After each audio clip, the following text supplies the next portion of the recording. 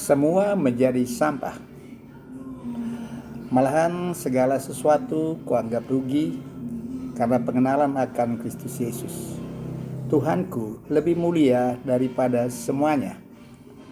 Oleh karena itu, aku telah melepaskan semuanya itu dan menganggapnya sampah, supaya aku memperoleh Kristus dan berada dalam Dia, bukan dengan kebenaranku sendiri karena mentaati hukum Taurat, melainkan dengan kebenaran karena kepercayaan kepada Kristus, yaitu kebenaran yang Allah anugerahkan berdasarkan kepercayaan. Firman ini sangat berlawanan dengan kenyataan hidup yang kita alami dewasa ini, teman-teman. Ketika saya menyampaikan kebenaran firman ini di beberapa kota, banyak yang berbisik kepada saya dan berkata, "Masa yang indah-indah itu sampah, Pak?" Ada yang berkata di kota lain, "Firman ini jangan dipahami secara letterlex ya, Pak." Ada yang mengatakan, "Saya tidak pernah mendengar firman semacam ini di gereja saya."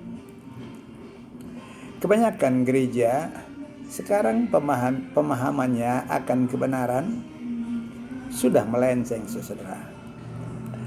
Kalau seandainya Rasul Paulus masih hidup, maka dia akan kecewa tentang pengajaran yang dilakukan oleh banyak gereja pada zaman sekarang. Saya mendapatkan sebuah ilustrasi untuk dapat menolong kita untuk mengerti kenapa Rasul Paulus mengatakan pengajaran sekarang ini sudah melenceng. Saudara, ilustrasinya itu seperti ini. Pada suatu hari dilakukan sebuah KKR yang meriah di sebuah gereja besar. Pengunjung yang datang sangat ramai. Jumlah yang hadir lebih dari 6.000 orang. Pemusiknya juga dari pemusik top dunia. Dan worship leadernya juga berkelas dunia. Lampunya yang berwarna-warni menerangi acara itu, yang membuat suasana acara itu terlihat begitu meriah. Acara ibadah itu sungguh luar biasa.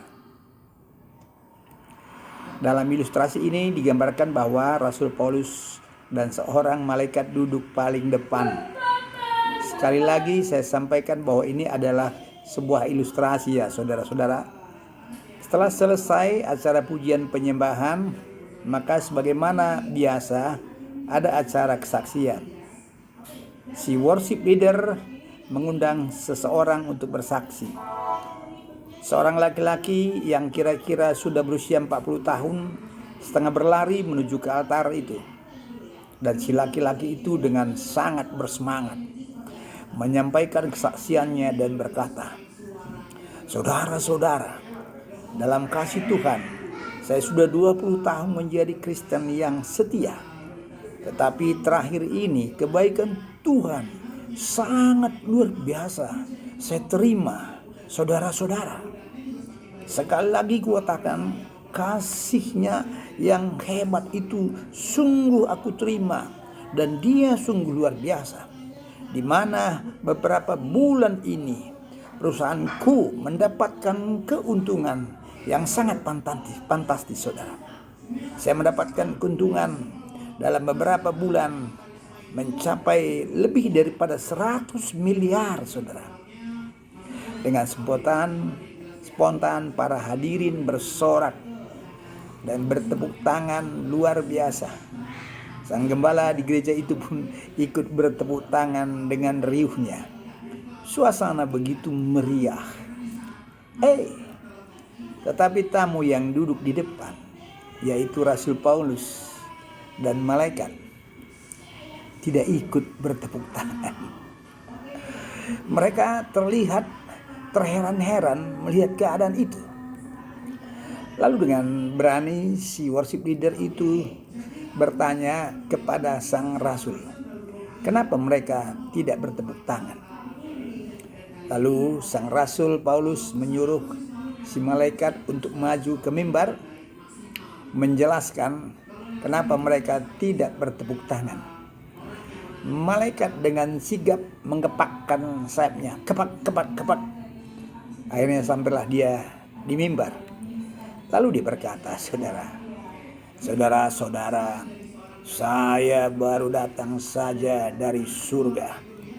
Kemarin saya sibuk membersihkan halaman rumah saya di surga dari bongkahan-bongkahan jalan raya, saudara-saudara, yang berbentuk batu-batu. Semua bongkahan atau batu-batu itu saya telah kumpulkan di belakang kamar mandi, saudara-saudara, dekat toilet.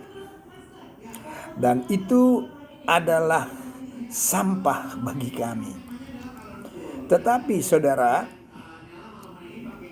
batu itu apa sebetulnya? Maksudnya, batu-batu itu adalah emas murni, karena jalan raya di surga itu adalah emas. Artinya emas itu bagi kami sama saja dengan sampah. Dan apa yang kalian kagumi tadi bagi kami adalah sampah saja. Maaf, saya berbicara apa adanya, kata malaikat itu. Oleh karena itu, mana mungkin kami bertepuk tangan dengan perkara-perkara sampah itu. Seluruh ruangan itu seketika senyap. Malaikat itu terus berbicara mengatakan bahwa apa yang sering dibicarakan gereja terlalu banyak tentang sampah. Bertobatlah hai gereja. Ilustrasi di atas dapat membantu kita kenapa Paulus mengatakan bahwa apa yang diperolehnya dahulu bila dibandingkan akan pengenalannya akan Kristus, semuanya merupakan sampah. Saya merenungkan, dapatkah kami melihat seperti Paulus melihat? Merasa seperti Paulus merasa? Jawabannya dapat. Kenapa Paulus dapat mengatakan hal itu? Jawabannya karena Paulus begitu dekat dengan Tuhan. Perjumpaan dengan Tuhan secara teratur itulah yang mengubah segalanya. Tuhan Yesus memberkati. Amin.